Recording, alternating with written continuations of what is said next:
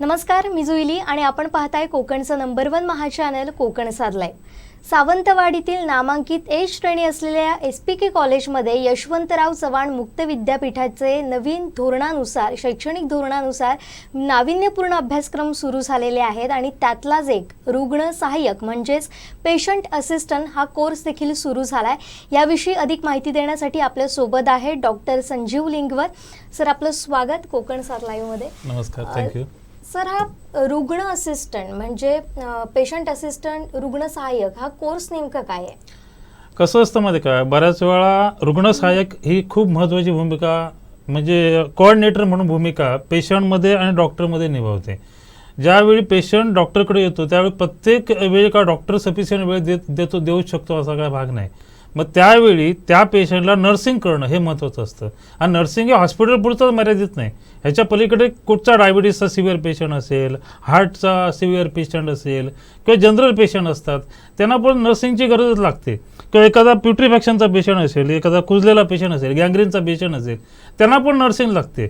अशा प्रत्येक ठिकाणी नर्सिंग हा आज जर संपूर्ण जगामध्ये सगळ्यात जास्त जर कशाची आवश्यकता असेल, संपूर्ण जगामध्ये बोलतोय मी, देशामध्ये जोडणं द्या, नर्सिंग ह्या गोष्टीची जास्त आवश्यकता आहे। कारण बरेचसे हार्ट अटॅक सारख्या गोष्टीसुद्धा कशा होतात मध्ये त्यावेळी तुम्हाला प्रायमरी एडमध्ये जर तुम्ही त्या पेशंटला जर वाचू शकत असाल, त्याला नुसतं जरी आर्टिफिशियल रेस्पिरेशन दिलं तरी CPR दिलं तरी तो पेशंट वाचू शकतो। आणि ह्यावेळी म्हणजे इमिजिएटली ज्या गोष्टी करायच्या असतात त्या नर्सिंग असिस्टंटच्या माध्यमातून करता येतात। बऱ्याच वेळा हॉस्पिटलमध्ये जे पेशंट ॲडमिट होतात त्या ॲडमिट झालेल्या पेशंटची जवळपास सगळी जबाबदारी हे नर्सिंग असिस्टंट या लोकांकडे असते। आणि हा जॉब त्याच्यामुळे हा जो कोर्स आहे हा खूप महत्त्वाचा कोर्स आहे। पण सर, नर्सिंग आपण जे म्हणतो म्हणजे नर्सिंगला 3 वर्ष किंवा 2 वर्ष 1 वर्षाचा सुद्धा तो कोर्स असतो आणि रुग्ण सहाय्यक यामध्ये काय नेमका फरक आहे? म्हणजे दोन्ही सारखेच आहेत का की यामध्ये काही शैक्षणिक गोष्टी वेगळ्या? याच्यामध्ये कसं आहे, पूर्वीपासून महाराष्ट्रामध्ये ANM GNM हे 2 कोर्सेस चालू होते। त्याच्यानंतर महाराष्ट्रामध्ये महाराष्ट्र आरोग्य विज्ञान विद्यापीठ म्हणून एक डॉक्टरांचं विद्यापीठ सुरू झालं। वेगवेगळ्या विद्यापीठ होते आणि ते सगळे विद्यापीठ ग्रॅज्युएशन देत होते, मेडिकल ग्रॅज्युएशन देत होते, MBBS BMS BHMS। पण त्याच्यानंतर महाराष्ट्र आरोग्य विज्ञान विद्यापीठ हे सिंगल ग्रुप तयार झालं, ज्या ग्रुपखाली सगळे मेडिकलचे तुम्हाला ग्रॅज्युएशन दिलं जातं। त्याच्यामध्ये BSc नर्सिंग हा एक कोर्स ॲड केला। मग BSc नर्सिंग, ANM GNM हे कोर्स आहेत ज्याबद्दल काय वाद नाही। पण ANM आणि GNM ह्या सोडला तर BSc नर्सिंग करायला पाहिजे तर तुम्हाला मिनिमम क्वालिफिकेशन 12वी सायन्स पाहिजे, त्याच्यामध्ये नीट पाहिजे, CET पाहिजे, ह्या बऱ्याच अटी शर्ती आणि सगळ्यात महत्त्वाचं म्हणजे इक्वेलंट टू जवळजवळ तुम्हाला मेडिकल ग्रॅज्युएशन एवढा त्याला खर्च आहे। BMS BHMSला वैद्यकीय शाखांमध्ये जेवढा खर्च आहे तेवढा BSc नर्सिंगला खर्च आहे। ANM GNM हे कोर्सेस पण आहेत। पण असिस्टंट नर्सिंग हा जो कोर्स आहे तो कोर्स तळागाळातील लोक करू शकतात। कारण ह्याला जी म्हणजे क्वालिफिकेशन बेसिक क्वालिफिकेशन आहे, 10वी विद्यार्थी असला 10वी पास नापास चालू शकतो, 12वी पास नापास चालू शकतो। शेवटी पुढे त्याला शेवटी कसं आहे मध्ये का, एखादा विद्यार्थ्याला पुढे अपग्रेडेशन करायचं असेल, आपलं नॉलेज वाढवायचं असेल तर तो 12वी किंवा BCom असलेला तो पण ॲडमिशन असिस्टंट नर्सिंगला इथे कमी असलेल्या ह्याच्या ठिकाणी घेऊ शकतो आणि आपलं स्किल वाढवून तो भरपूर कमवू शकतो।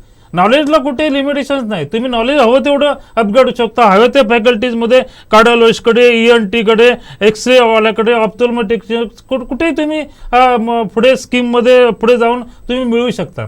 फक्त इथे असिस्टंट नर्सिंग हा जो कोर्स आहे याला मिनिमम 10वी पास नापास विद्यार्थी म्हणजे ज्याला निदान थोडंफार मेडिकलचं हे टर्मिनॉलॉजी समजू शकतात, त्याला अंडरस्टँडिंग नॉलेज चांगली आहे, ज्याचं काउन्सिलिंग करण्याची चांगली कॅपॅसिटी आहे। इवन दो ह्या कोर्समध्ये तुम्हाला काउन्सिलिंग पण दिलं जातं, शिकवलं जातं की पेशंट आणि doctor relationship, patient to nursing relationship ह्या गोष्टी पण शिकवल्या जातात। त्यामुळे त्यांची कॉन्फिडन्स लेवल वाढते। आणि हा कोर्सचं सगळ्यात महत्त्वाचं म्हणजे एवढा कमी ह्याच्यामध्ये एज्युकेशनल क्वालिफिकेशनमधला नर्सिंग कोर्स अजून कुठचाही आपल्याकडे उपलब्ध नाही आहे। म्हणजे फक्त 10वी पास किंवा 12वी नापास आणि तो एवढ्या कमी असलेल्या एज्युकेशनमध्ये सुद्धा तो पुढे आपला करिअर खूप सुंदररित्या करू शकतो आणि कमवू शकतो। अगदी शेवटी बरोबर. हा सगळ्यात महत्त्वाचा विषय आहे. अतिशय महत्त्वाचं आहे हे आपल्या सगळ्याच विद्यार्थ्यांसाठी. पण सर यातून रोजगाराच्या संधी काय उपलब्ध असतात हा कोर्स केल्यानंतर? कसं आहे माहिती का, लोकांना ह्या बाबतीमध्ये प्रचंड गैरसमज आहेत. रोजगार आज काय मध्ये 2050 मध्ये तर मी तुम्हाला असं सांगेन की प्रत्येक जवळजवळ पेशंट घरामध्ये कॅन्सरचा पेशंट असेल की काही शंका आहे. एका वेळी डायबिटीस म्हणजे खूप मोठा समजला जायचा, किंवा हार्टचा पेशंट किंवा ब्लड प्रेशर हे 15-20 वर्षापूर्वी म्हणजे कोणातरी ब्लड प्रेशर आहे म्हणजे सरप्राईज वाटायचं, म्हणजे अरे बापरे. म्हणजे पण आज परिस्थिती आहे, मला असं एक घर दाखवा ज्या घरामध्ये डायबिटीसचा पेशंट नाही, घरामध्ये ब्लड प्रेशरचा पेशंट नाही आहे. आणि सगळ्यात महत्त्वाची गोष्ट अजून परत काय तुम्हाला सांगायची, कुटुंब व्यवस्था ही छोटी होत चाललेली आहे. एखाद्या घरामध्ये 2 सिनियर सिटीजन, तिसरी व्यक्ती कोण नाही आहे. मग त्यामुळे त्यांचं केअरिंग हे सुद्धा एक आहे त्याच्यामध्ये. ह्याच्यामध्ये तुम्ही एक रोजगाराच्या संधी म्हटल्या तर एक म्हणजे तुम्ही हॉस्पिटलमध्ये काम करू शकता. आज सगळ्या हॉस्पिटलमध्ये तुम्हाला नर्सिंग असिस्टंटची गरज लागते, नर्सिंगचा जॉब लागतो. प्रत्येक ठिकाणी ANM, GNM किंवा BSc नर्सिंग मिळू शकतात असं नाही, किंवा त्यांना ते परवडतं असंच नाही. अशा परिस्थितीमध्ये बेसिक प्रायमरी एड करायला बँडेज करावं लागतं, ब्लड प्रेशर घ्यावा लागतो, ECG करावा लागतो. तुम्हाला इव्हन जो थोडंसं ट्रेनिंग घेतलं तर तुम्हाला प्लास्टर करता येतं फ्रॅक्चरला. याच्यासाठी खूप काय मोठं नॉलेज लागत नाही, बरोबर. त्याला एक्सपिरियन्स लागतो. आणि हा एक्सपिरियन्स ह्या कोर्समधूनही दिला जातो. त्यामुळे प्रत्येक हॉस्पिटलमध्ये, आणि आज तुम्ही बघितलंय की आता हा एक खूप महत्त्वाचा, आरोग्य हा खूप मोठा महत्त्वाचा विषय झालेला आहे. तुम्हाला प्रत्येक हॉस्पिटलमध्ये ही लोक असतात. आता एखादा आता कसं झालं, फॅकल्टीज झाल्यात. पूर्वी कसं एक जनरल डॉक्टर म्हटल्यानंतर तिथे सगळे पेशंट जायचे. आज लोक ENT म्हणजे कानाचा विषय असेल तर ENT कडेच जातात, किंवा तुमचा हार्टचा पेशंट असेल तर जनरली फिजिशियनकडेच जातात, स्किनचा विषय असेल तर स्किनकडेच जातात. असे ह्या ज्या वेगवेगळ्या, किंवा एक्सरे, आता एक्सरे काढणारा एक टेक्निशियन असेल तर एक्सरे टेक्निशियनला असिस्टंटची गरज असते. बरोबर. जो एक्सरे काढणारा ऑप्थॅल्मॉलॉजिस्ट आहे, ऑप्थॅल्मॉलॉजिस्टला प्रायमरी गोष्टी करायला असिस्टंट लागतो. म्हणजे प्रत्येक फॅकल्टीमध्ये तुम्हाला नर्सिंग असिस्टंट तिथे काम करू शकतो, फक्त हॉस्पिटलमध्ये. ह्याच्या वेगळं तुम्हाला मगाशी सांगितलं मूळ मुद्दा, काही अशी लोक असतात, आता मी कितीतरी लोक अशी बघितली की त्यांची मुलं आहेत ती अमेरिकेमध्ये, किंवा आता कसं ग्लोबलायझेशन भरपूर झालेलं आहे, त्याच्यामुळे हायली एज्युकेटेड लोक बरेचसे आउट ऑफ कंट्री सेटल झालेले आहेत. ह्या लोकांना सुद्धा नर्सिंगची गरज असते, आणि त्यांची कॅपॅसिटी चांगली असल्यामुळे तुम्हाला हॉस्पिटलपेक्षा ते जास्त पगार देऊ शकतात. आणि त्याच्यामुळे तुम्हाला 1 किंवा 2 माणसालाच बघावं लागतं. आता तुम्ही बघितलं तर नर्सिंग हा विषय आहे, भारतामधल्या नर्सिंग असिस्टंट नर्सिंग किंवा नर्सिंग याला बाहेरच्या जगामध्ये प्रचंड त्याची आवश्यकता आहे. कारण तिथे त्या मनाने कोर्सेस खूप कमी आहेत, त्या मनाने तुम्हाला नर्सिंगची मुलं मिळत नाहीत. असंही मी म्हणेन ह्याच्या पलीकडे, जर एखादा असिस्टंट नर्सिंग केलेला विद्यार्थी असेल आणि त्याच्यामध्ये कॅपॅसिटी असेल तर तो आउट ऑफ कंट्री जाऊन सुद्धा पैसे कमवू शकतो आणि नाम कळवू शकतो. ह्याच्यामध्ये त्याला गरज कशाची असते, experience make a man perfect.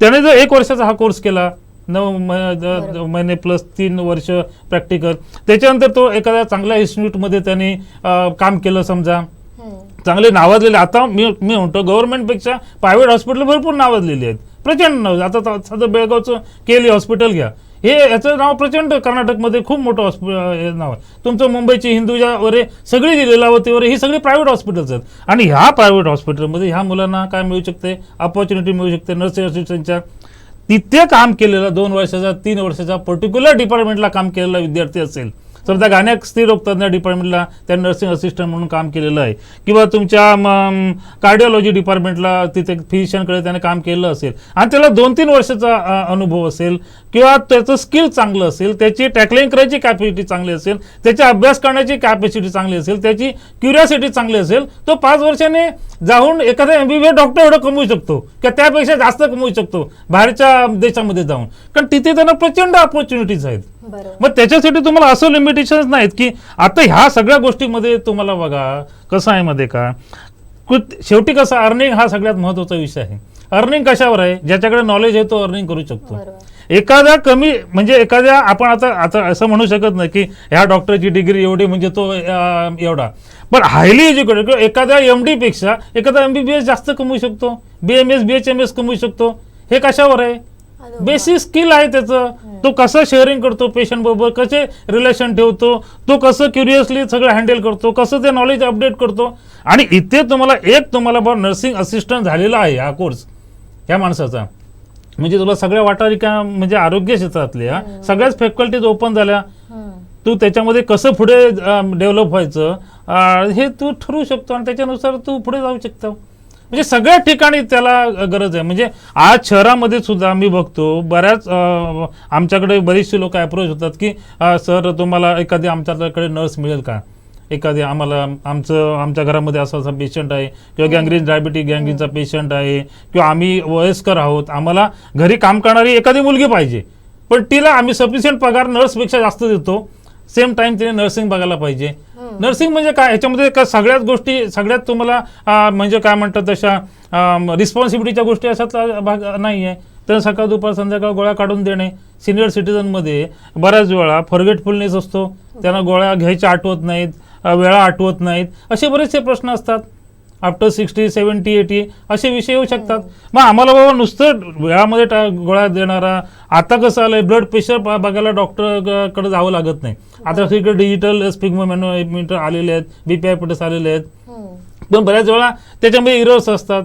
त्या घरातले लोक असे सिनियर सिटीजन ते करू शकत नाहीत. ग्लुकोमीटर आहे, ग्लुकोमीटर किती ब्लड आहे बाबा सध्या, काय तुमचं काय म्हणतात ब्लड शुगर लेवल किती आहे हे बघायला परत हॉस्पिटलला जायला नको. हे सगळे इक्विपमेंट आता प्रत्येकाच्या घरात असतात. पण ते टॅकल करणारा जर एखादा नर्सिंग असिस्टंटचा विद्यार्थी किंवा त्या केअरिंग करणारा जर त्यांना जर एखादा सर्व्हिस देणारी जर व्यक्ती असेल तर मग ते नक्कीच चांगलं ना. थोडक्यात आपल्याला अनुभव हवा आणि आपल्याला रुग्णाला हाताळण्याचं जे स्किल हवं ते परफेक्ट असणं गरजेचं पाहिजे, कॉन्फिडन्स पाहिजे. सर तुम्ही सुद्धा अनेक वर्ष या क्षेत्रात आहात, वैद्यकीय क्षेत्रात काम करताय, अगदी सेवा भावे तुम्ही ही सगळी सेवा बजावताय. तुमचा अनुभव काय आहे या क्षेत्रातला? माझा अनुभव म्हणजे मी सांगतो, महाराष्ट्रामध्ये मी आता जवळजवळ मी असं सांगेन की सिंधुदुर्ग जिल्ह्यामध्ये पहिल्यांदा आम्ही नर्सिंग असिस्टंट सुरू केलेलं इथे शिवभूमी शिक्षण संस्थेच्या माध्यमातून. त्यावेळी लोकांना ह्याची माहिती पण नव्हती बेसिकली काय आहे काय. बऱ्याच सुरुवातीला थोडा अपोज पण झाला त्याला, पण त्याच्यानंतर आम्ही लोकांसमोर मांडलं की बाबा ह्याची गरज आहे. आज एखाद्या डॉक्टरकडे एखादी मुलगी तुम्ही बाहेर रिसेप्शनिस्ट म्हणून ठेवता, तिला नर्सिंगमधलं बेसिक काही माहीत नसतं.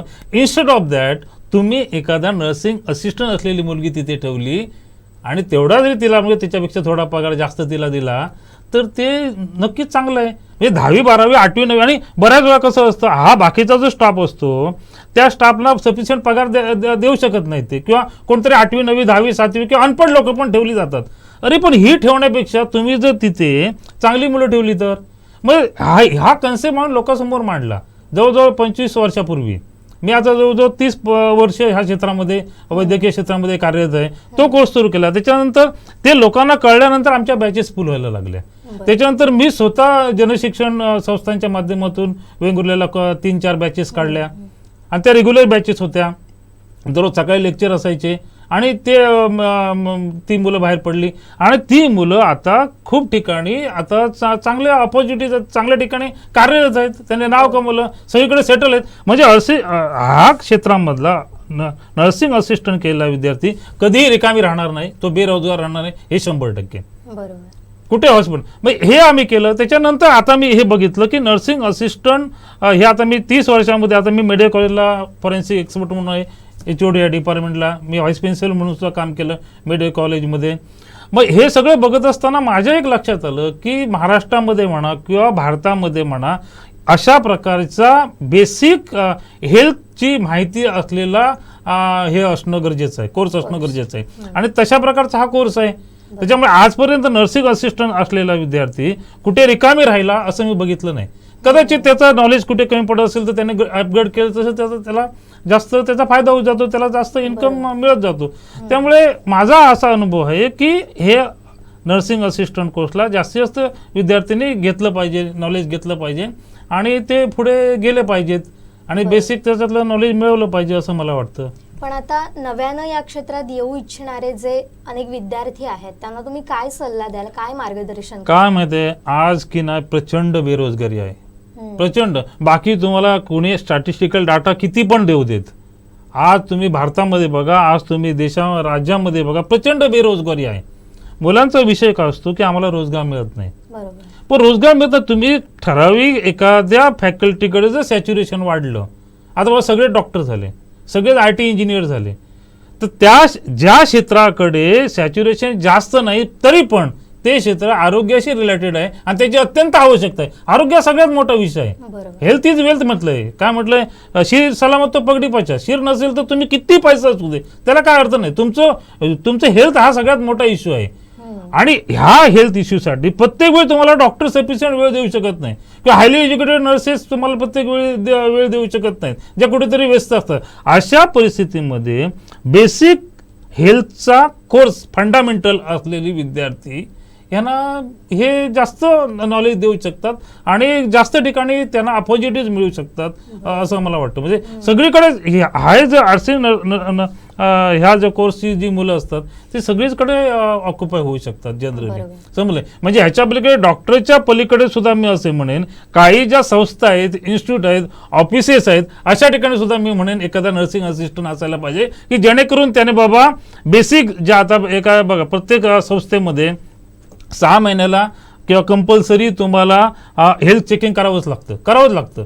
मग कुठचं एखादं म्हणजे तुमचं ऑफिस असेल, पत्रकाराचं ऑफिस असेल, पत्रकारितेचं ऑफिस असेल किंवा जनरल एखादं मोठं शॉप असेल किंवा एखादा मॉल असेल किंवा इथे सगळीकडे आज कसं कंपल्सरी हेल्थ हा सगळ्यात महत्त्वाचा इश्यू असल्यामुळे बाबा बेसिकली त्यांचं ब्लड प्रेशर घेणं, त्यांची शुगर घेणं, त्यांचं वेट घेणं, त्यांचं लिपिड प्रोफाईल चेक करून घेणं, त्यांचं फिजिकल इन्व्हेस्टिगेशन करून घेणं, ह्या सगळ्या गोष्टी गरजेच्या आहेत. कारण जर तो माणूस तिथे कुठच्या कार्यालयात काम करणारा फिजिकली आणि मेंटली फिट असेल तरच he will give a more devotion to that particular institution. तिथं तो जास्त चांगल्या रीतीने काम करू शकतो तो म्हणजे हेल्दी असला तर. त्याच्यामुळे इथे जर एखादी त्या काम करणारी एखादी रिपोर्टर असेल तर तिला जरी हा जो कोर्स त्याच्याबरोबर साईड बाय साईड असेल ना तर ती जास्त ते बेनिफिशियल होऊ शकतं की जेणेकरून त्या संस्थेचं हेल्थ ती सांभाळू शकते. त्याच्यामुळे आपण जे म्हणतो की हा बाबा हॉस्पिटलचा जॉब आहे किंवा हे बाबा सिनियर सिटीजनच्याच घरामध्ये काम करायला पाहिजे किंवा एखाद्या नर्सिंग होममध्येच काम करायला पाहिजे असं मी म्हणत नाही. ह्याच्या पलीकडे हेल्थ हा जो विषय आहे हा एक्सपांडेड विषय आहे, हा व्यापक विषय आहे. हा प्रत्येक ठिकाणी हेल्थची गरज आहे. आज किती पळायचंय, किती धावायचंय, किती व्यायाम करायचा आहे. आज तुम्ही बघितलं की प्रचंड प्रमाणामध्ये बरेचसे कॅन्सर तर एवढा वाढलाय. माझ्याकडे एवढे कॅन्सरचे पेशंट येतात, काउन्सिलिंगसाठी येतात, थर्ड डिग्रीचे पेशंट येतात. कोणते सांगतो बाबा सरांकडे जावा, ते चांगल्या गोष्टी सांगू शकतील. कारण सगळ्याच गोष्टी किमोने होत नाही. त्याच्या पलीकडे पण बऱ्याचशा आयुर्वेदिक, होमिओपॅथिक, योगा, ह्या सगळ्या प्राणायाम अशा कितीतरी गोष्टी आहेत ज्याच्याकडून तुम्ही हेल्थ मेंटेन करू शकता. तर तेच काउन्सिलिंग सुद्धा ही मुलं करू शकतात. एखादं योगाचं डिपार्टमेंट एकदम म्हणजे सायंटिफिक वेने पण ते चालू शकतात. गरज आहे प्राणायाम, योगासन ह्या गोष्टी आता पुढे येत चाललेल्या आहेत. मग त्या जर तुम्हाला त्याच ठिकाणी जर ही नर्सिंग असिस्टंटची मुलं असतील तर ते अजून जास्त बेनिफिशियल. कारण त्यांना बेसिक कन्सेप्ट हेल्थचा माहिती असतो, त्यांना शरीरशास्त्र माहिती असतं, त्यांना शरीराचं फंक्शन माहिती असतं, त्यांना पॅरामीटर्सच्या लेवल माहिती असतात. ब्लड प्रेशर किती पाहिजे किंवा तुमचं शुगर किती पाहिजे किंवा लिपिड पेपरमध्ये कोलेस्ट्रॉल किती पाहिजे किंवा तुमचं थायरॉइडमध्ये T3 T4 किती पाहिजे, हे कशामध्ये बसलं पाहिजे, ह्या तर गोष्टी त्यांना माहिती असतात. आणि जनरल माणसाला ह्याच गोष्टी लागतात. 40-50 नंतर इट्स व्हेरी कंपल्सरी नावडेज की प्रत्येकाने 40 नंतर एक हे केलंच पाहिजे, आपलं म्हणजे बेसिक इन्व्हेस्टिगेशन केलेच पाहिजे, ECG केलाच पाहिजे. मुलं ECG काढू शकतात. पण त्यासाठी त्यांना एक्सपर्टला वेळ द्यायची गरज नाही. ECG रीड करायला कार्डिओलॉजिस्ट आहे, पण तो काढायला तर तो माणूस पाहिजे. किंवा एखादा पेशंटला सिव्हिअर असेल तर साधं प्लास्टर घालायचं ते घालू शकतात. इव्हन डिलिव्हरीला असिस्ट करू शकतात, नॉर्मल डिलिव्हरीला. अशा म्हणजे कित्येक क्षेत्रामध्ये ती मुलं म्हणजे हा नर्सिंग असिस्टंट हा एक व्यापक विषय आहे असं मला तुम्हाला थोडक्यात सांगायचं आहे. आणि प्रत्येक ठिकाणी ज्या ठिकाणी सफिशियंट जास्त पगार देऊ शकत नाही तिथेही त्यातल्या त्यात तर म्हणजे शैक्षणिक कमी शिकलेली मुलं असतात ती चांगली सेवा देऊ शकतात. त्यांना बेसिक सगळे कन्सेप्ट माहिती असल्यामुळे आणि ते अफोर्डेबल असतं लोकांना. आज महागाई प्रचंड वाढली आहे, प्रत्येकाला नर्सिंगला 25-30-40 रुपये पगार देता येत नाही. तर आपली जर मुलं असतील तर ती 10-15 रुपयामध्ये सुरुवातीला काम करू शकतात. हा विषय म्हणजे हे सगळ्यात महत्त्वाचं मी काय म्हणेन माहिती आहे काय, आज समाजामध्ये हेल्थ अवेअरनेस करण्याची प्रचंड गरज आहे, जागृती प्रचंड गरज आहे. आज तंबाखूची बाबत, दारू बाबत, हेल्थ कसं मेंटेन करायचं, आपल्याला डायबिटीज होऊ नये किंवा झालाच तर त्याच्यातून आपल्याला आपला पॅरामीटर्स कसे मेंटेन ठेवायचे, ब्लड प्रेशर आहेत किंवा ब्लड प्रेशर मुळात होऊ नये म्हणून काय करायचं किंवा हेल्थ मुळात कशी सांभाळायची बरोबर, हे सांगणं पण गरज आहे. अवेअरनेस क्रिएट करणाऱ्या वेगवेगळ्या संस्था आहेत. प्रत्येक आज ज्याने हे संस्था सुरू केलेल्या आहेत, साध्या सामाजिक संस्था, सामाजिक मंडळ, युवक मंडळ यांच्यामध्ये सुद्धा एक क्लॉज असतो की बा आरोग्य मंडळ हे करा, आरोग्यविषयक जनजागृती करा. ह्या जनजागृतीमध्ये ज्या मोठ्या संस्था आहेत, आता महाराष्ट्रामध्ये भगीरथ सारखी संस्था आहे आमच्या देवदार डॉक्टरांची, अशा संस्था चांगले आरोग्यविषयक कार्यक्रम करतात. मग तिथे बाबा तुम्ही स्वयंसेवक म्हणून ह्या मुलांची तुम्ही आरोग्य मिळवण्यासाठी हे करा. किंवा तंबाखूची गोष्ट असेल त्याच्याकडे जनजागृती करायची. बरेचशी जर आता एक मुंबईमध्ये बॉम्बे ॲडिक्शन म्हणून असा एक विषय, असे कितीतरी संस्था आहेत ज्या बेसिकली ॲडिक्शनसाठी काम करतात. समजलं की नशाबंदी महाराष्ट्र सारखी संस्था आहे, असं की त्यांना ते कामच दिलेलं आहे की तुम्ही बाबा नशाबंदीसाठी काम करा. आणि या गव्हर्नमेंट रिकॉग्नाइज संस्था आहेत. मग ह्यांचे जे स्वयंसेवक आहेत ते स्वयंसेवक तुम्ही नर्सिंग असिस्टंट ठेवा, ते जास्त चांगल्या प्रमाणे तुम्हाला लंग्समध्ये काय इफेक्ट होतो किंवा त्या माणसाचं लाईफ स्पॅन कसं कमी होऊ शकतं किंवा त्याचे काय साईड हे जास्त प्रभावीपणे सांगू शकतात. त्याच्यामुळे प्रत्येक क्षेत्रामध्ये संस्था, कॉलेजेस, तुमचं हॉस्पिटल्स आणि जनरल पब्लिकमध्ये सुद्धा हे नर्सिंग असिस्टंट ह्या माणसांची अत्यंत आवश्यकता आहे. ते स्वयंसेवक म्हणून आणि समाज जागृतीसाठी, जनजागृती करण्यासाठी ते नक्कीच याचा वाटा उचलतील. म्हणून हा कोर्स पुढे यायला पाहिजे आणि ह्या कोर्सकडे जास्त मुलं यायला पाहिजे असं मला वाटतं. बरोबर सर, धन्यवाद. तुम्ही अगदी महत्त्वपूर्ण अशी माहिती या निमित्तानं आम्हाला दिली, त्याबद्दल आपलेही मनपूर्वक आभार.